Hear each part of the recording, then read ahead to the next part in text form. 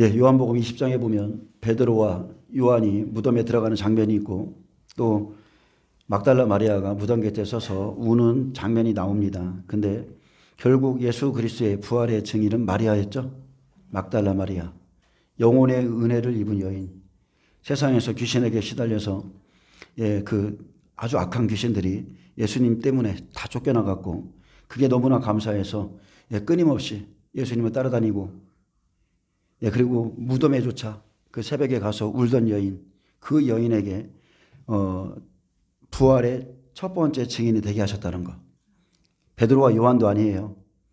귀신을 쫓아내준 게 너무 감사해서 그 예수님께 어떻게 할 바를 몰라서 평생을 예수님을 쫓아다니면서 울면서 그분을 사모했던 그 여인에게 부활의 첫 번째 증인의 자격을 주셨다는 것. 우리가 이것을 우리의 삶으로 끌어오기를 축복합니다. 막달라 마리아의 증언은 이겁니다. 내가 주를 보았다. 내가 부활하신 주를 보았다. 주께서 나에게 이렇게 말씀하셨다. 이게 오늘 주제입니다. 내가 주를 보았다. 주께서 나에게 이렇게 말씀하셨다. 여러분에게도 이 은혜가 있기를 축복합니다. 요한복음 20장 1절에서 2절은 우리는 부활하신 예수님을 만남으로써 놀랍게도 육체가 새로워지고 영혼이 빛나게 됩니다. 부활하신 예수님을 만나면 세상의 어떤 것과도 비교할 수 없는 영적인 평화와 거룩을 경험할 것입니다. 성경에는 크고 작은 여러 가지 기적들이 기록되어 있는데 그중 대표적인 것은 구약에선 하나님께서 말씀으로 천지를 창조하신 것이고 신약에선 예수 그리스도께서 죽은 자들 가운데 가장 먼저 부활하신 사건. 우리가 천지 창조와 부활의 기적을 믿기만 한다면 성경에 나오는 모든 기적을 이해할 수 있습니다. 그만큼 천지 창조와 부활은 중요한 겁니다. 인류 최고의 기적의 부활은 자연의 반대 개념입니다. 그래서 사람들은 기적을 초자연적인 사건이라고 말합니다. 기적은요, 인간의 이성이나 상식, 경험 등으로 이해할 수 없고 오직 영적 믿음으로만 이해할 수 있습니다. 음력 1월 14일 금요일이죠. 음력 1월 14일 금요일 오후 예수님이 돌아가신 후 해가 지면서 1월 15일 금요일 저녁부터 토요일 해가 뜨기 전까지 큰 안식일이 시작되었습니다. 누구보다도 이 안식일이 끝나기를 손꼽아 기다린 사람이 있는데 바로 1절에 나오는 막달라 마리아입니다. 마리아는 안식 후 첫날, 즉 일요일이죠. 1월 16일 새벽에 무덤에 달려갔습니다. 아직 동이 트지 않았으나 그녀는 예수님을 찾고자 간절했고 무덤이 성에서 가까웠기 때문에 도착하는데 그리 오래 걸리지는 않았을 겁니다. 저자는 그 시각을 1절에 안식 후 첫날 일찍이 아직 어두울 때라 이렇게 말합니다. 안식 후 첫날 이른 아침 아직 어두울 때. 당시 안식일은 오늘날 토요일에 해당합니다. 안식 후 첫날 이른 아침이니까 주일에 해가 뜨기 직전인 새벽을 말합니다. 바로 현재 우리가 주일에 안식하는 이유, 곧 예수님의 부활 사건입니다. 아멘. 바울은 만일 죽은 자의 부활이 없다면 그리스도도 살아나지 못하였고 그리스도께서 다시 살아나신 일이 없으면 너희의 믿음도 헛되고 너희가 여전히 죄 가운데 있을 것이요 또한 그리스도 안에서 잠자는 자도 망하였으리니 만일 그리스도 안에서 우리가 바라는 것이 이 세상의 삶뿐이면 모든 사람 가운데 우리가 더욱 불쌍한 자이니라. 그러나 이제 그리스도께서 죽은 자 가운데서 살아나사 잠자는 자들의 첫 열매가 되셨도다. 아멘. 원래 인류는 토요일에 안식했습니다. 근데 예수님이 주일 새벽에 부활하셨기 때문에 오늘날 인류는 주일에 안식하는 겁니다. 아멘. 아멘. 부활이 없으면 우리가 예수 그리스도를 믿을 필요가 없어요. 그 의미를 깨닫지 못하는 안식일 교회를 비롯해서 여호와의 증인 등이 금요일 안식일을 여전히 고집하고 있는 것입니다. 아직 어두울 때라고 기록하고 있는 것은 단지 정확한 시각을 알려주고자 한 의도만은 아니고 이런 앞으로 등장하는 막달라 마리아나 두 제자의 영적인 상태가 아직은 부활을 온전히 이해할 수 없을 만큼 부활의 주님을 알아보지 못할 만큼 어둡다는 것을 보여주는 것입니다. 가룟 유다나 니고데모를 밤과 관련시켰던 것과 같이 그런 방법으로 주님이 지금 말씀하고 계신데 이제 부활하신 예수님께서 그들의 영적인 어둠을 깨뜨리시고 환히 밝혀주실 겁니다. 안식 후 첫날은 창조의 시간으로 첫째 날입니다. 아멘. 너희가 새로운 피조물이라고 그랬죠. 그래서 부활이 있음으로 인해서 이것이 창조의 시간으로 다시 첫째 날이 되는 겁니다. 그래서 부활은 새 창조의 첫날을 가져오는 사건임을 말해줍니다. 예, 갈릴리의 막달라 출신인 여인 마리아는 예수님께서 자신에게 귀신을 쫓아내 주신 일에 감사하며 예수님을 따랐습니다. 예, 누가복음 8장에 기록되어 있는데 그녀는 예수님을 만나 영생을 얻고 완전히 새 사람이 되었습니다. 사람은요, 사랑을 받은 만큼 다른 사람을 사랑할 수 있습니다. 사랑을 받은 만큼이에요. 은혜를 받은 만큼 그 은혜에 헌신할 수 있습니다. 막달라 마리아는요, 예수님께 받은 것이 너무나 많았습니다. 그녀는 자신의 인생을 구원하시고 변화시킨 예수님에 대한 사랑과 애정이 특별했던 것으로 짐작이 됩니다. 사랑은 다른 사람이 하지 않는 것이랍니다. 사랑하는 사람만이 할 수 있는 일이 있습니다. 보통 사람은 보지 못하고 듣지 못하지만 사랑하는 사람은 다 보고 들을 수도 있습니다. 아멘. 제가 며칠 전에 그 유튜브 쇼츠를 봤어요. 보지도 듣지도 못하는 개가 태어날 때부터 보지도 듣지도 못하는 개가 있었는데 그럼에도 그는 그 주인의 아주 놀라운 사랑을 통해서 주인을 생각하고 사랑하며 보고 듣고 따르고 있는 것을 봤습니다. 그래서 누군가 거기 댓글에다 이렇게 써놨더라고요. 사랑이 어떠하길래 보지 못하고 듣지 못해도 저렇게 살아갈 수 있는가. 주인이 베푸는 사랑의 그 어떠한 힘이 그 개를 아예 정상적인 개처럼 움직이게 하고 따뜻하게 아주 힘있게 살게 하는 모습을 보니 참으로 감동이 되었습니다. 이렇듯이 사랑을 받은 막달라 마리아, 그가 안식 후 전날 예수님의 무덤에 가장 먼저 당도했습니다. 아멘. 여러분 생각해 보세요. 여러분 처음에 예수님 믿고 죄사함을 받고 성령 받고 했었을 때에 누가 제일 먼저 교회 와요?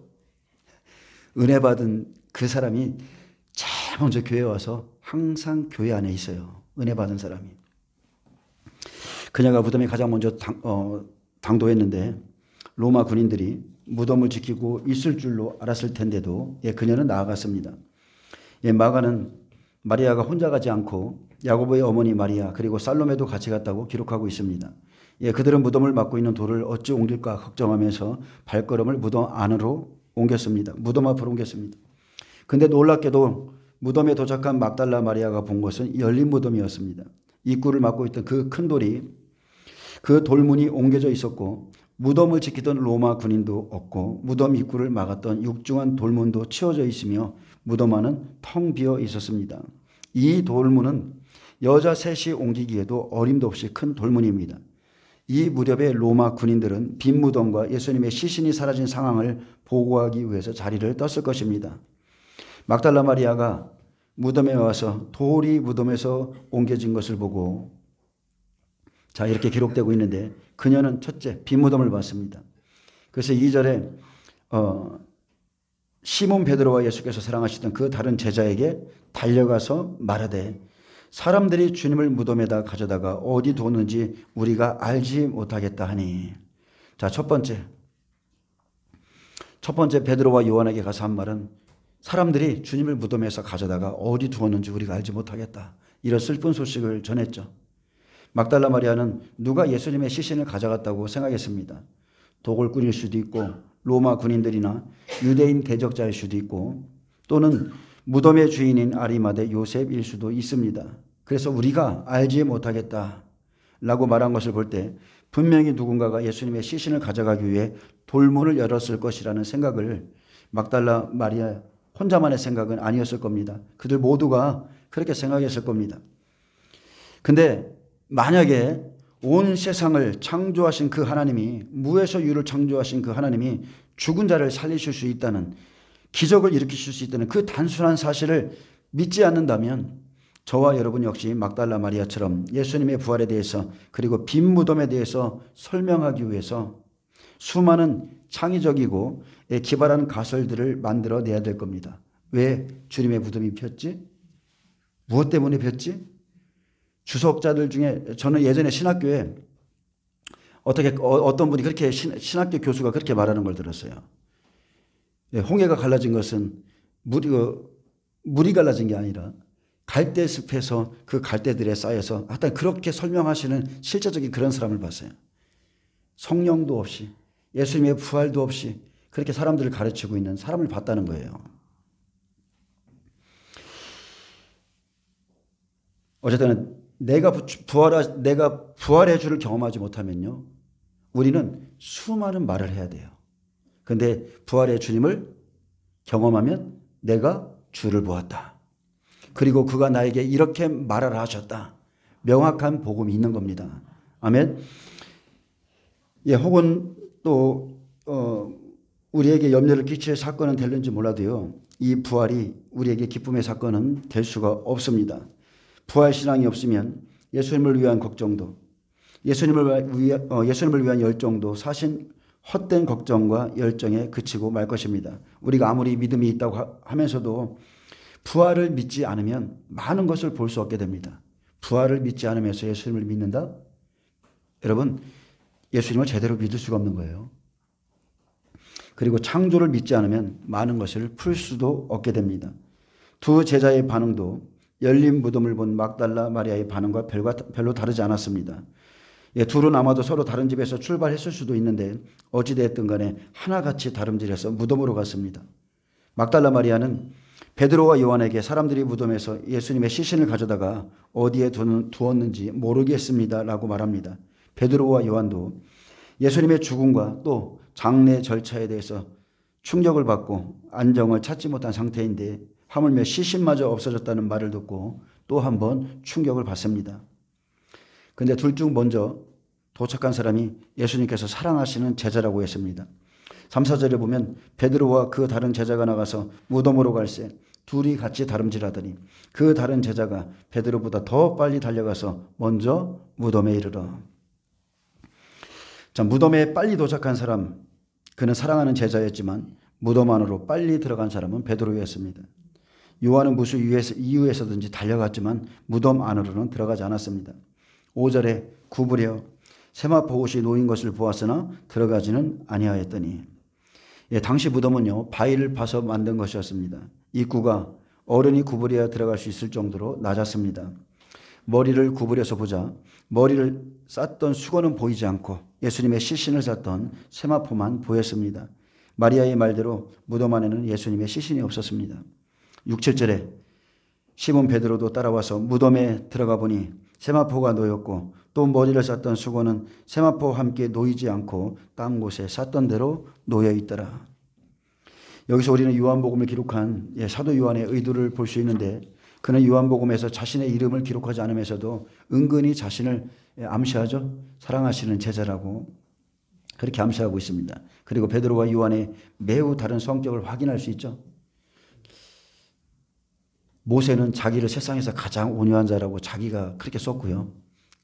세례 요한은 가장 사랑하시는 제자라고 그렇게 쓴 것을 보면 참 재밌죠. 자, 이 사람들의 성격이 달라요. 두 사람이 막달라 마리아의 말을 들었고요. 예수님의 무덤을 향해 황급히 뛰어갔는데 요한이 베드로보다 더 빨랐다고 기록하죠. 근데 요한은 베드로보다 먼저 도착해서 무덤 안으로 들어가지 않고 그는 주위부터 살핍니다. 그는 섣불리 행동하지 않고 면면히 살피는 관찰력이 뛰어난 사람입니다. 하지만 늦게 도착한 베드로 어때요? 앞뒤 가리지 않습니다. 그러니까 무덤 안으로 주님이 없다, 비었다, 그러니까 막 뛰어 들어갑니다. 베드로의 다혈질적 성품을 그대로 보여준다고 표현하기도 하지만 사실 예수님을 사랑하는 마음, 그의 예수님을 사랑하는 마음이 이 장소에서도 잘 나타나 있죠. 어쨌든 우리가 여기서 얻을 수 있는 교훈이 있는데, 교회에는 다양한 사람들이 이렇게 모일 수 있다는 거죠. 성격이 급한 사람, 관찰력이 뛰어난 사람, 너무 조심스러운 사람, 행동이 민첩한 사람 등 여러 유형의 사람이 모이지만 모든 사람이 주님의 사역에 나름대로 필요한 존재라는 사실입니다. 어떤 유형의 사람이 좋고 나쁘다고 말할 수 있는 것이 아니죠. 사람은 저마다 다른 것을 틀리다고 오해할 때가 많습니다. 나와 같지 않으면 잘못이라고 정죄하는 것은 있을 수가 없는 일입니다. 왜냐하면 사람마다 나름대로 탁월한 면을 갖고 있습니다. 하나님은 이런 면을 합력해서 선을 이루게 하시죠. 베드로와 요한이 성품이 이렇게 틀려요. 틀린데 팀을 이루어서 사역한 사실, 참 매우 흥미롭죠. 요한은 분석적이고 합리적인 성품대로 예수님 무덤 안의 상황을 잘 설명하고 있습니다. 첫째, 예수님의 시신을 감쌌던 고운 세마포가 놓여 있다고 묘사합니다. 어떻게 시신은 없고 고운 세마포만 놓여 있을까요? 시신이 스스로 고운 세마포를 벗었든지 아니면 누군가 벗겨주었든지 둘 중 하나입니다. 그런데 고운 세마포가 놓여 있다는 것은 마치 누에가 고치를 빠져나오듯 예수님이 고운 세마포를 빠져나오셨다고 설명할 수밖에 없습니다. 둘째, 머리를 감쌌던 수건은 고운 세마포와 함께 놓이지 않고 딴 곳에 쌌던 대로 놓여 있다고 묘사합니다. 여기서 우리가 확신하는 것은 시신이 스스로 고운 세마포와 수건을 벗을 수 없다는 점입니다. 만약 시신이 스스로 벗었다면 고운 세마포와 수건이 헝클어져 있든지 한 곳에 모여 있었을 것입니다. 하지만 고운 세마포와 수건이 따로 놓여 있다는 사실은 시신이 그대로 빠져나간 것 외에 달리 설명할 방법이 없습니다.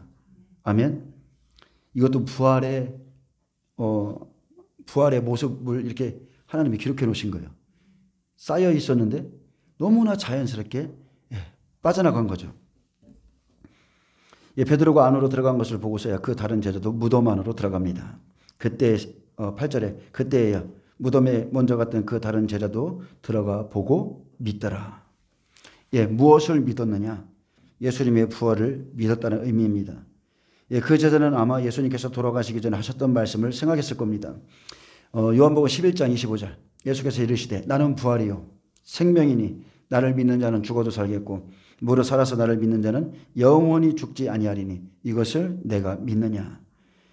자, 이거 이렇게 생각했을 거예요. 근데 9절에 보면 그들은 성경에 그가 죽은 자 가운데서 다시 살아나야 하리라 하신 말씀을 아직 알지 못하더라라고 말씀합니다. 앞에서는 요한이 보고 믿었다고 했는데 여기서는 그들이라고 하며 베드로와 요한 모두를 언급하고 있는데 그렇다면 베드로 역시 요한의 수준만큼은 보고 믿었다고 말할 수는 없습니다. 바울은 고린도전서 15장 4절에 장사 지낸 바 되었다가 성경대로 사흘 만에 다시 살아나사라고 고백하고 있습니다. 예수님 당시 유대인들도요 부활을 믿었습니다. 물론 사두개파 사람들은 모세 오경만을 정경으로 인정했는데 모세 오경에 부활에 대한 이야기가 전혀 없다는 사실을 근거로 부활 자체를 믿지 않았습니다. 그러나 바리새파를 비롯한 정통 유대교는 부활을 믿었습니다. 지금 제자들은 큰 충격과 엄청난 혼란에 빠져 있습니다. 분명히 예수님의 시신이 없어졌는데 그 상황을 제대로 설명할 수가 없어요. 어떻게 설명해야 될지를 모르겠어요. 예수님의 무덤 안은 마치 잘 정돈된 어떤 방처럼 그렇게 호텔방과도 같은 겁니다.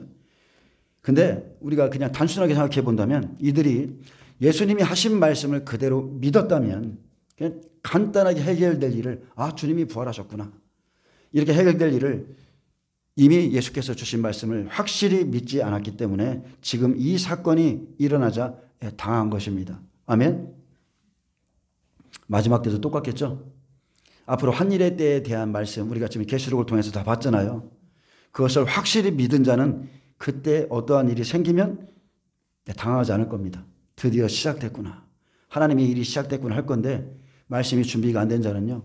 그날에 가면 엄청나게 당황하게 될 겁니다. 그래서 우리는 주께서 우리에게 주신 그 온전한 믿음이 얼마나 중요한지를 깨닫습니다. 우리는요. 창조와 부활이 온전히 믿어져야 됩니다. 무엇보다도 주님이 하신 말씀이 믿어져야 돼요. 우리에게 주신 말씀. 주님은 앞으로 자기가 죽고 사흘 만에 살아날 것을 미리 말씀했는데 이 시대도 똑같죠. 앞으로 주님이 오시기 전에 이런 일이 일어날 거다. 분명히 우리에게 말씀해 주셨어요. 자, 근데 요한복음 20장 10절부터 13절에 보면 이에 두 제자가 자기 집으로 돌아가니라 그랬습니다. 빈 무덤을 봤습니다. 막달라 마리아의 말을 듣고 가서 빈 무덤을 보고 나서 이 사람들은 그냥 집으로 돌아갔습니다. 예수님의 부활을 증거하지 않고 집으로 돌아가는 두 제자를 봅니다. 이들의 마음이 어땠을까요? 보고 믿었다라는 말씀이 나온 다음에 가장 유능한 두 제자 베드로와 다른 제자가 조금 전에 빈 무덤을 향해 달려왔던 것처럼 달려가서 다른 제자들에게 혹은 예루살렘 사람들에게 예수님의 부활을 증거했다는 말이 나오지 않습니다. 단지 두 제자가 자기 집으로 돌아갔다. 두 제자는 할 말을 잃었습니다. 사람들은요. 예수님을 믿지 않고 반대하다가 기적이 계속 일어나면 할 말을 잃고 맙니다. 예수님과 기적을 믿지도 못하고 부인도 못하고 어정쩡한 상태가 돼요. 이해되시죠? 안 믿었어. 안 믿었는데 실제 그 일이 일어났어. 근데 걱정은 돼. 그러니까 바리새인 서기관들이 어떻게 해요? 빌라도에게 가서 저 사람이 사흘 만에 다시 살아나리를 한다고 한 말도 있으니까 당신들의 군인들을 보내서 좀 지켜달라.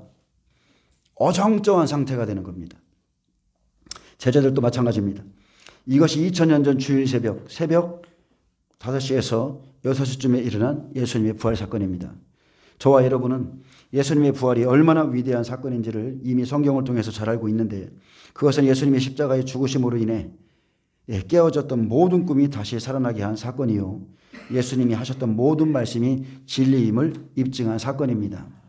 또한 반대로 예수님을 죽인 유대교 성전 체제는 다 거짓이고 그들이 신봉하던 율법은 이제 시효가 만료되었음을 증명하는 사건입니다. 더 나아가서 그 시대의 대세이며 상식과 선악과 진리를 결정하는 무소불위의 권력자로 간주되는 로마 제국마저도 예수님을 죽일 수 없다는 사실을 입증한 것이 바로 부활입니다. 아멘.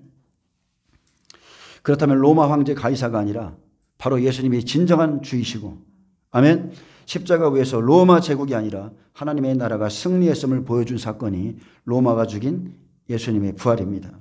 근데 두 제자는 이것을 깨닫지도 못하고 보지도 못하고 그냥 각자 집으로 돌아갑니다. 그리고는 21장에서 보이죠? 고기 잡기를 하고 있는 장면이 다시 등장합니다. 부활의 증거를 가지고 사람을 낚는 어부가 되어야 할 사람들이 그 시간에 그들은 고기를 잡고 있었습니다. 그때 예수님께서 다시 한번 찾아오셔서 내가 나를 사랑하느냐라고 3번이나 물으실 때 베드로는 비로소 자신이 지금 당장 해야 할 일이 무엇인가를 깨닫습니다. 예수님의 부활을 보고 믿은 두 제자의 믿음은 함께 부활의 증거를 보았던 막달라 마리아에게조차 전혀 영향을 미치지 못했습니다. 아멘. 여러분, 믿으려면 확실히 믿으시길 바랍니다. 내가 확실히 믿지 못하기 때문에 그 빈 무덤에 가서 예수님도 만나지 못하고 제자들의 그런 믿음 때문에 막달라 마리아에게 아무런 영향력도 줄 수가 없었어요. 만약에 그 부활의 믿음이 온전했더라면, 그리고 그 믿음으로 막달라 마리아와 부활의 기쁨을 나누었더라면 막달라 마리아가 무덤 밖에 서서 이렇게 울고 있지는 않았을 겁니다. 11절에 보면 마리아는 무덤 밖에 서서 울고 있더니, 마리아의 울음은요 참 많은 그 안에는 많은 것이 담겨 있을 겁니다. 예수님의 사랑을 너무 잊고, 그리고 예수님의 은혜에 감사하고 여러 가지 복합적인 감정이 실린 울음이었을 겁니다. 마리아는 지금 어떻든 간에 여러 가지 이렇게 좋은 뜻으로 울고 있지만 사실 그가 부활을 알고 믿었다면 기뻐서 춤을 춰야 하는 상황입니다. 아멘. 저와 여러분 역시 우리가 찾는 것을 손안에 쥐고 있으면서 그것이 없다고 슬퍼하는 경우가 얼마나 많은지 모릅니다. 받은 것, 우리가 예수님께 받은 것, 그리고 갖고 있는 것의 가치를 모르니까 다른 것을 찾는 겁니다. 아멘. 하나님께서 우리에게 가장 큰 행복 어디다 두었다고요? 우리의 삶 그냥 전부에 둘러놓으셨어요. 아멘. 우리가 그걸 보지 못할 뿐입니다. 막달라 마리아는 울고 슬퍼하는 데 그치지 않았고 두 제자들처럼 무덤 안을 들여다봅니다. 제자들이 그 무덤을 떠났을 때 막달라 마리아는 다시 한번 그 무덤 안을 무덤 속에 그 안을 들여다봤는데 이미 아무것도 없다는 것을 알고 있었어요. 그런데 다시 한번 들여다보았더니 이제는 텅 빈 무덤이 아니었습니다. 자, 두 제자는 떠나갔죠. 아, 주님 안 계신다. 이미 끝났다. 떠나갔어요. 근데 막달라 마리아는 안 그렇습니다. 11, 12절에 울면서 구부려 무덤 안을 들여다보니 흰옷 입은 두 천사가 예수의 시체에 뉘었던 곳에 하나는 머리편에 하나는 발편에 앉아 있었더라. 자, 무엇보다 여러분 이렇게 끝까지 주님을 떠나지 않게 되기를 축복합니다. 예수님의 십자가 좌우에는 두 강도가 있었는데 지금 예수님께서 매장되신 이 무덤에는 두 천사가 양쪽에 있습니다. 공관복음에서도 이 천사에 대해서 말씀하는데, 자, 천사들의 등장으로 이제 더욱 확실해진 것은 예수님의 시신이 다른 사람들에 의해서 옮겨진 것이 아니라 하나님께서 약속하신 대로 부활시키셨다는 것입니다. 두 제자가 세마포와 수건을 통해서 이 사실을 믿게 되었다면 막달라 마리아는 천사들을 통해서 믿게 되었습니다. 이는 예수님이 니고데모와 사마리아 여인에게 각각 다른 방법으로 자신을 계시하시고 소개하셨던 것 같은 방식입니다. 자, 먼저 예수님이 나타나기 전에 천사들이 먼저 나타났고요. 천사가 마리아에게 말합니다. 천사들이 이르되 여자여 어찌하여 우느냐. 놀랍게도 천사들은 먼저 예수님께서 부활하셨다 이 소식을 알려주지 않았습니다. 그 대신 왜 울고 있느냐고 알면서도 묻고 있습니다. 예수님은 사마리아 여인에게 가서 내 남편을 불러오라 라고 말씀하심으로써 그녀의 진정한 영적인 목마름에 스스로 깨닫게 하신 것과 같습니다. 천사들은 여인이 울지 말아야 할 일에 울고 있다는 것을 지금 스스로 깨닫게 하려고 물었습니다. 예수님의 부활을 알지 못하는 마리아는 말합니다. 이르되 사람들이 내 주님을 옮겨다가 어디 두었는지 내가 알지 못함이니이다. 이 여인은 아직도 예수님의 시신이 어떻게 되었는지 모른다고 했습니다. 그래서 마리아에게 믿음으로 나아갈 수 없게 하는 방해 요소, 다른 게 아니죠. 여러분, 무지입니다. 내 백성이 지식이 없어 망한다고 그랬죠. 무지예요. 영적인 무지가 만들어낸 슬픔, 영적인 무지가 만들어낸 절망. 마리아가 몰랐던 것은 예수님의 시신의 소재가 아니라 바로 예수님이 누구신가입니다. 예수님이 누구신가. 이 말씀은 저와 여러분에게도 우리 삶에 적용되는 말씀이죠. 우리가 슬퍼하고 절망의 자리에 있을 때 예수님 우리 한 번도 떠나신 적 없어요. 예수님이 하나님의 아들이시오 메시아라는 사실을 확실히 분명하게 알았더라면 귀신을 쫓아주고 기사와 이적을 행하시는 그 이상의 수준의 그 예수님을 알았더라면 예수님의 운명이 사람들에 의해서 좌우되지 않았다는 것을 알았을 것입니다. 저와 여러분도 때로는 알아야 할 것을 잘 몰라서 일이 안 풀리고 고생할 때가 있습니다. 하지만 그렇다고 해서 인생에 대해서 많이 알수록 더 잘 살 수 있다고 생각하면 오산입니다. 우리의 인생의 문제는 진짜 알아야 될 것을 모르기 때문에 문제인 겁니다. 물질 만능 시대인 이 시대를 살아가면서 예수님이 어떤 분인지를 정확히 알지 못하면 마리아 같이 고민하고 울고 있을 수 있습니다. 슬퍼해야 할 일에 슬퍼하지 않고 슬퍼하지 않아도 되는 일 때문에 애간장을 녹이게 됩니다. 우리는 예수께서 약속대로 오셨고 십자가와 부활을 통해서 예수님이 누구신지를 확실하게 깨닫고 신뢰하게 되었습니다. 여러분 신뢰하십니까? 그렇다면 이제는 다시 오신다는 약속이 우리에게 남아있어요. 그래서 여러분은 그 약속이 성취되기를 기다리면서 말씀과 기도로 거룩함을 입고 여러분 기다리셔야 됩니다. 이것은 지나간 일이 아니에요. 앞으로 곧 우리에게도 닥칠 일입니다. 또 14절 16절에 보면 막달라 마리아는 천사를 봤지만 예수님의 부활을 믿지 못하고 있습니다. 여러분 천사를 봤어요. 내 삶에 천사를 봤어요. 근데 부활은 못 믿겠어. 그러나 그의 마음을 누구보다 잘 알고 계신 분이 예수님이시고 여러분 예수님을 알면 예수님을 만나면 예수님을 믿으면 비로소 충분한 믿음이 생깁니다. 그래서 이제 부활의 예수님은 자신을 마리아에게 나타내십니다. 14절 이 말을 하고 뒤로 돌이켜 예수께서 서 계신 것을 보았으나 예수이신 줄은 알지 못하더라. 천사를 보았고 뒤를 돌아봤는데 이제 거기 한 사람이 나타나죠. 마리아는 뒤를 돌아 입구 쪽을 보았는데 거기 한 낯선 남자가 있었습니다. 그녀가 본 사람은 분명 예수님이신데 그녀의 눈에 보이는 사람은 한 낯선 남자입니다. 이게 부활의 신비입니다. 부활의 신비. 부활의 몸은 분명 예수님의 몸이면서 동시에 더는 예수님의 몸이 아닙니다. 따라서 몸을 보려고 애쓴다고 볼 수 있는 몸이 아니라 상대가 알아보도록 허용해 주어야 볼 수 있는 몸. 이해되시죠? 내가 볼 수 있다고 보는 게 아니에요. 엠마오로 내려가는 제자들 보세요. 보아도 보지 못해요. 그런데 예수께서 계시를 해줘야 그가 영의 눈이 뜨고 보여지는 겁니다. 예수님은 여인에게 볼 수 있는 영적인 눈이 있다고 이제 믿으실 때 자신의 몸을 보도록 허용해 주실 겁니다. 예수님이 돌아가신 후에 깊은 시리에 빠져서 엠마오로 내려가던 두 제자는 내내 예수님으로부터 메시아의 고난과 죽음에 대해서도 배우면서도 단 한순간도 예수님을 알아보지 못했습니다. 함께하면서도 알아보지 못했어요. 물론 예수님의 말씀을 들으면서 마음이 뜨거워졌다 이렇게 고백했었습니다. 그러다가 예수님과 식사할 때 주께서 떡을 가지고 축사하시고 떼어 그들에게 주실 때 그들의 눈이 밝아져 예수님을 알아봅니다. 여러분, 우리는 예수님을 이렇게 하는 거예요. 아멘? 말씀을 그분이 떡을 떼어 주실 때 우리는 예수님이 누구신지를 보아요. 하지만 즉시 예수님은 그들의 시야에서 사라졌습니다. 예수님을 구약 성경을 잘 아는 랍비 같은 모습으로 동행해 주셨고 십자가와 부활의 의미를 깨닫는 것이 부활의 몸을 보는 것보다 더 중요하기 때문에 그 모습으로 나타나신 거예요. 아멘. 죽은 자가 살아났습니다. 죽은 나사로가 살아났어요. 많은 사람들이 믿을 것 같아요? 못 믿었죠? 똑같습니다. 의미를 깨닫는 거예요. 그 성경의 의미를 깨달을 때, 말씀을 깨닫게 될 때, 성령의 눈을 열어주실 때 그때서 예수님이 보이는 겁니다. 두 제자가 예수께서 말씀하신 그 의미를 깨달을 때 비로소 주님은 자신을 알아볼 수 있게 해줍니다. 말씀을 깨달을 때 주님이 보이는 겁니다. 예수님은 막달라 마리아에게도 자신을 알아볼 수 있게 해주시기 전에 질문을 합니다. 예수께서 이르시되 여자여 어찌하여 울며 누구를 찾느냐. 자, 예수께서도 천사들처럼 똑같은 말을 하죠. 다 알고 계시면서도 왜 우는지 또 누구를 찾는지를 물었습니다.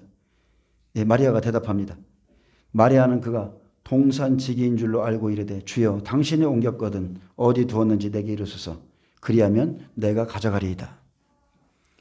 예수님을 잘 알고 있는 마리아였어요. 근데 예수님은 동산지기로 보였습니다.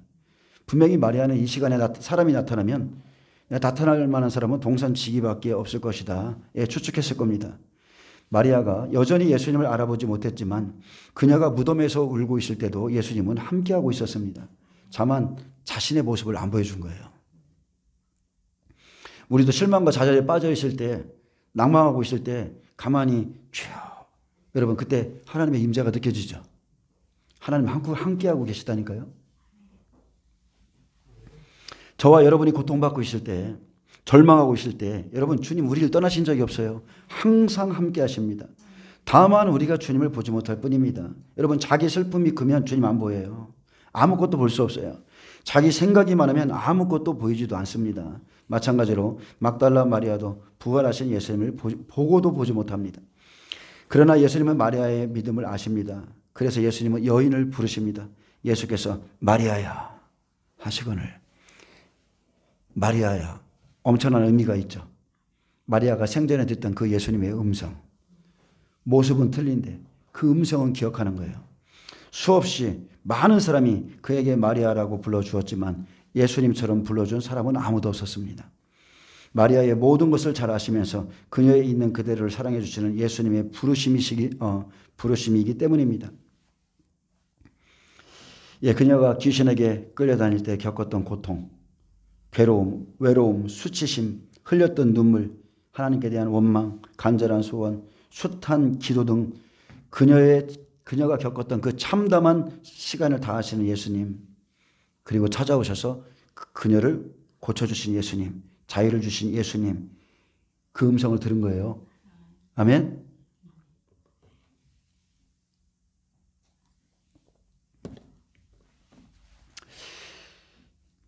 은혜가 깊으니까 여러분 우리가 모습으로는 분별 못해도요 그 목소리는 잊을 수가 없어요. 여러분 성령의 음성 들어보셨습니까? 성령의 음성, 내 말로 들리는 성령의 음성 뚜렷하게 남아있죠. 마리아야 이렇게 했었을 때 마리아가 돌이켜 히브리 말로 라보니여 하니 이는 선생님이란 말이라. 자, 마리아가 지금 듣고 있는 건 다른 게 아니죠. 선한 목자의 음성을 들은 겁니다. 선한 목자. 예수님이 지금 자기 양의 이름을 부르실 때 그 소리를 알아듣고 목자를 따르는 그는 예수님의 양이었어요. 그녀는 보고 믿은 사람이 아니라 듣고 믿은 사람입니다. 마리아는 예수님을 동산지기로 보았으나 그 음성을 듣고서야 예수님이신 걸 알아봤습니다. 내 양은 내 음성을 듣는 거로 자신을 따라온다고 그랬습니다. 그래서 오늘 저와 여러분에게 요구되는 믿음이 바로 이거예요. 자꾸 보려고 하고 손가락을 만져보고 뭐하고 이게 아니라 그분의 음성, 우리에게 요구되는 믿음이 바로 이겁니다. 내 육신의 눈으로 예수님을 보고 만져야 믿겠다는 것은 믿음이 아닙니다. 여기 부활하신 예수님은요, 그 변화산에 예수님과 같지 않았다는 거. 아멘. 부활하신 예수님은 영광의 빛으로 빛나지 않았어요. 그냥 동산지기로 보일 만큼 그냥 평범했습니다. 그래도 마리아는 그 음성을 알아들었다는 거. 마리아는 내가 너희를 고아와 같이 버려두지 아니하고 너희에게 오리라. 조금 있으면 세상은 다시 나를 보지 못할 것이로되 너희는 나를 보리니 이는 내가 살아있고 너희도 살아있겠음이라. 바로 이 예수님을 만났습니다. 이 음성을 주심, 이 말씀을 주신 예수님을 다시 만났어요. 16장 16절에는 조금 있으면 너희가 나를 보지 못하겠고 또 조금 있으면 나를 보리라 하시니 또 조금 있으면 나를 보리라. 바로 이 말씀. 내가 진실로 진실로 너희에게 이르노니 너희는 곡하고 애통하겠으나 세상은 기뻐하리라. 너희는 근심하겠으나 너희 근심이 도리어 기쁨이 되리라. 이 말씀을 이루신 예수님을 만났습니다. 그리고 마리아는 본 것이 아니라 예수님의 음성을 듣고 부활의 실체를 목격했습니다. 무지한 사랑으로 인해서 울고 있던 그 울음은요, 기쁨과 환희로 바뀌었고, 자, 부활의 신앙을 믿는 자는요, 눈물이 기쁨으로 바뀌는 체험을 하게 됩니다. 베드로와 요한에게는 두려움이 변해서 용기가 되었고, 도마에게는 의심이 변하여 믿음이 되었습니다. 누구든지 예수 그리스도를 믿으면 이런 감정적인 체험을 하게 됩니다. 내가 기쁠 것이다 라고 믿는 것이 아니죠.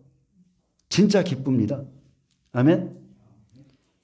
내가 두려움이 없을 것이다 라고 믿는 것이 아니라 진짜 예수님 만나면 두려움이 사라집니다. 예수님을 만난 사람은 두려움이 없어요. 예수님을 만난 사람에게는 기쁨이 있다니까요. 그래서 내가 예수님은 이런 분이야 라고 말할 것이 아니라 만난 사람에게는 실제 이 기쁨과 감정이 있어요. 예수의 부활을 믿는 자에게는 이와 같은 체험이 따라옵니다. 베드로전서 1장 8절에 예수를 너희가 보지 못하였으나 사랑하는도다. 이제도 보지 못하나 믿고 말할 수 없는 영광으로 영광스러운 즐거움으로 기뻐하니.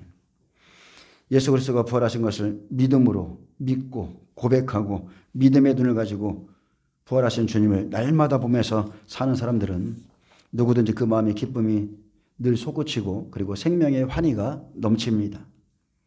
눈으로 보지 못하였으나 기뻐하는 사람. 그 예수님의 음성을 알아들은 마리아처럼 여러분도 목자의 음성을 듣고 슬픔과 탄식과 두려움이 기쁨으로 바뀌기를 축복합니다. 예수님의 음성을 듣고요, 기쁨 가운데 있는 마리아에게 들려오는 소리는 그녀를 좀 잠시 당황스럽게 했습니다. 예수께서 이르시되 나를 붙들지 말라. 즉 나를 만지지 말라. 내가 아직 아버지께로 올라가지 아니하였노라. 자, 마리아는 너무 감격스러워서 도무지 믿기지 않아서 라보니라고 부르며 예수님께 다가갔는데 예수님은 나를 만지지 말라 라고 냉정하게 말씀합니다. 이미 예수님을 붙들고 있거나 만지고 있는 마리아에게 더는 계속해서 자신을 붙들 수 없다고 하신 말씀도 되지만 사실은 만지거나 붙들지 말라고 하신 말씀이 맞습니다. 아멘. 왜냐하면 예수님은 아버지에게 드려지는 초실제 첫열매예요. 누구가 부활하신 그 몸을 누구든지 만지면 안 돼요. 부정한 사람이 만져서는 더더욱 안 됩니다. 근데 나중에 도마에게는 만져보도록 허락하신 것을 볼 때 만져보지 못하도록 금하신 것은 아니죠. 아버지께 갔다 온 후에는 만져보도록 허락하시죠. 마태복음 28장 9절에 예수께서 그들을 만나 이르시되 평안하냐 하시거늘 여자들이 나아가 그 발을 붙잡고 경배하니. 자, 이곳에서는 여자들이 붙잡고 경배하는 것을 알 수 있는데 예수님께서 나를 붙들지 말라 하신 말씀은 다른 게 아니죠. 내가 아직 아버지께로 올라가지 않았다. 이 몸을 먼저 아버지께 보여야 된다. 그리고 와서 만져보게 하고 그렇게 하는 겁니다. 자, 부활의 예수님을 만났지만 아직 부활의 참 의미를 모르는 막달라 마리아에게 예수님께서 그 의미를 설명해 주시기 위해서 이 말씀을 한 거라고 생각합니다. 부활은 잠시 그냥 사람이 살아나는 어떠한 소생이 아닙니다. 아멘. 죽은 나사로가 살아난 것 같은 그런 부활이 아니에요. 이제 나사로처럼 예수님이 다시 제자들과 함께 예전의 삶으로 돌아가시는 것이 아니에요. 그것 때문에 부활하신 게 아니에요. 막달라 마리아는 그런 꿈 같은 시절로 다시 돌아올 것이라고 기대하면서 예수님의 발을 붙들었을 겁니다. 그러나 예수님의 부활은 죽기 전으로 돌아가기 위한 부활이 아니라 아버지께로 올라가시기 위한 부활입니다. 그래야 제자들도 예수님 자신처럼 부활할 수 있기 때문입니다. 예수님은 초실절의 부활의 첫 열매로 거룩한 몸으로 먼저 아버지께 올려가 드려져야 됩니다. 마리아가 만난 분은 분명 예수님이시지만 동시에 그 예수님은 아니라는 거. 예전에 내가 알던 예수님은 아니라는 거. 그녀가 붙잡은 예수님의 몸은 이 세상에서 영원히 제자들과 함께 머무실 예전의 예수님의 몸이 아닙니다. 여러분, 부활 이후에 마리아와 예수님은 이제 새로운 관계 속으로 들어가야 돼요. 여러분, 다 때가 있습니다. 그리고 예수님과 관계를 맺는 방식도 이제는 달라져야 되죠. 예수님은 더는 과거와 같은 시공간의 제약을 받는 몸으로 계시지도 않고 부활의 몸을 입으셨기 때문이고, 그래서 16장 7절에 내가 떠나가는 것이 너희에게 유익이라 말씀했습니다. 내가 가면 또 다른 보혜사를 너희에게 주겠다. 다른 방식으로 만나게 되는 거예요. 예수님은 이제 막달라 마리아가 예수님을 붙들고 있는 대신에 해야 할 일, 그녀가 보여야 될 진정한 예배, 부활을 경험하고 믿는 자의 참된 반응이 무엇인지를 설명하고 있습니다. 너는 내 형제들에게 가서 이르되 그랬어요. 부활하신 주님을 딱 만나고 나니까 너는 내 형제들에게 가라. 막달라 마리아가 해야 될 일은요, 부활을 전하는 일입니다. 그녀는 최초의 부활의 목적자일 뿐 아니라 최초의 부활의 증인으로 부르심을 받은 겁니다. 사도가 아닌 사람이, 그것도 여인의 몸으로 그 영광을 받았습니다. 여러분, 사랑하세요. 주의 종이니까 백 배고, 여러분 그런 거 없어요. 여러분, 예수님 사랑하세요. 마리아는 다른 누구보다도 영적인 눈이 열렸던 사람이에요. 영적인 걸 많이 체험하고 그 은혜에 감격했던 사람이에요. 그런 마리아가 전하는 말씀은 마리아가 전하는 말씀은 다른 게 아니죠. 예수님이 살아나셨다. 이 소식뿐만 아니라 이제 예수님께서 하나님 아버지께로 올라가신다라는 소식입니다. 너는 내 형제들에게 가서 이르라. 예수님은 처음으로 제자들을 형제라고 불렀습니다. 너는 내 형제에게 가서 이르라. 이것이 부활이 가져온 변화죠. 이것이 예수님이 하나님 아버지께로 올라가심으로 완성될 새로운 관계입니다. 이미 십자가 아래에서 예수님의 어머니 마리아와 예수님께서 사랑하시는 제자는 한 가족이 되었어요. 보라, 너의 어머니이라. 이제 그들은 서로에게 어머니와 아들이 되었는데 이제 부활을 통해서 또 다른 관계가 이제 맺어지는 겁니다. 로마서 8장 29절에 사도 바울이 성령으로 깨달았습니다. 하나님이 미리 아신 자들을 또한 그 아들의 형상을 본받게 하기 위하여 미리 정하셨으니 이는 그로 많은 형제 중에서 맏아들이 되게 하려 하심이라. 여러분, 예수님이 형제 중에 맏아들이 되셨다면 우리는 바로 하나님 아버지 밑에서 그분의 동생이에요. 그분의 동생들이고 형제들이 되는 겁니다. 여러분, 이게 좀 믿어지십니까? 저도 사실은 이 말씀은 못 받겠더라고요. 너무 송구스럽고 너무 죄송하고 하나님 앞에 어떻게 내가 예수님을 나의 형제라고 말할 수 있을까? 받기도 벅찬 말씀이죠. 근데 이게 실제 우리에게 주신 하나님의 선물입니다. 부활로 인해서 예수님과 우리들의 사이의 관계뿐만 아니라 이제 성부 하나님과 우리 사이의 관계도 변합니다. 예수님의 말씀 다시 들어보세요. 내가 내 아버지 곧 너희 아버지 내 하나님 곧 너희 하나님께로 올라간다 하라 하시니, 하나님은 예수님의 아버지이실 뿐 아니라 이제 마리아의 아버지도 되고 곧 저와 여러분의 아버지도 되신다고 말씀합니다. 이제 예수님의 하나님이 우리 하나님입니다. 아멘. 예수님이 기도하셨던, 늘 의지하셨던 예수님 안에 아버지가 나와 함께 하신다, 그 하나님이 우리 하나님이에요. 요한복음에 보면 하나님을 아버지라 부른 게 90회입니다. 그 중에 89회는 예수님이 하나님을 부르실 때 나왔습니다. 근데 그리스도의 십자가의 부활로 이제 예수님과 하나님만이 누리신 복이 우리 자녀들에게도 미치게 된 겁니다. 이것이 예수님께서 아버지께로 가시는 것이 우리에게 유익이고 또 예수님께 기쁨이 되는 이유입니다. 요한복음 14장 28절에 내가 갔다가 너희에게 온다는 말을 너희가 들었나니 나를 사랑하였더라면 내가 아버지께로 감을 기뻐하였으리라. 아버지는 나보다 크심이라. 이제 말씀의 결론을 맺습니다. 막달라 마리아는 부활하신 예수님의 보내심을 받고 부활의 복음을 전하는 첫 증인이 되었습니다. 영광스럽죠? 다른 마리아가 예수님의 머리에 발에 향유를 부음으로 인해서 복음이 전파되는 곳마다 이 여인을 기념하라 하신 것처럼 무덤까지 따라가서 울던 여인, 나사로의 동생이었던 마리아는 예수님의 죽음을 준비했던 여인이라면 이 여인은 예수님의 죽음 뒤에 그 무덤을 지킨 여인이었어요. 그래서 이런 영광들이 주어지는 겁니다. 복음이 전파되는 곳마다 이 여인들이 나타나는 겁니다. 18절에 막달라 마리아가 가서 제자들에게 내가 주를 보았다고, 또 주께서 자기에게 이렇게 말씀하셨다 이러니라. 마리아가 외친 것은 딱 두 가지입니다. 내가 주를 보았다. 아멘. 주께서 나에게 이렇게 말씀하셨다. 이것을 전하라고 했다. 아멘. 마리아는 부활의 주를 보았고 사도들에게 부활의 소식을 전하는 자가 되었습니다. 그것도 안식 후 첫날 새벽에 제자들에게 열린 무덤의 소식을 전하려고 달려갔던 그 마리아의 이야기로 시작해서 이제 열린 무덤의 주인공이신 예수님의 부활과 예수님께서 하나님께로 가시는 소식을 전하기 위해서 다시 제자들에게 달려가는 막달라 마리아의 이야기로 끝납니다. 저와 여러분에게도 이런 은혜가 있기를 축복합니다. 놀라운 일이죠. 그녀가 예수님을 얼마나 사랑했고 얼마나 사모했으며, 그래서 무덤에서 그 흘렸던 눈물, 그 울었던 눈물, 그리고 예수님의 음성을 듣는 그 귀가 우리에게도 회복되기를 기도합니다. 기도하겠습니다. 주님 감사합니다. 사랑 때문에 우는 여인, 그리고 주님의 음성을 들을 수 있는 그 귀가, 영적인 귀가 우리에게도 열려지게 없어서 이 시대에 성령이 교회들에게 하시는 말씀을 들을 수 있는 은혜가 있게 하여 주옵소서. 감사하며 예수님의 이름으로 기도합니다. 아멘. 하나님께 영광 박수를 드립니다.